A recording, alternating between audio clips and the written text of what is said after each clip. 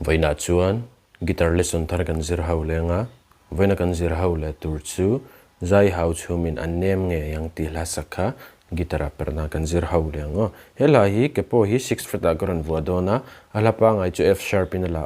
6 fret a karon vua chun C kan la to niama G sanga F minor A minor le E minor chuan G7 hi kan mang ten anuwa ki kha D in ron thla ka niama E sanga G minor a B minor le F sharp minor chuan A7 D sus4 hi kan mang tel ze ubaka chuan a bridge a khan C hi kan mang tel hetian kan strum down up tikha no bul changa top thlenga zom la char char ni mai down up down sam sui kan ni khotchua nem ne yang chung le zua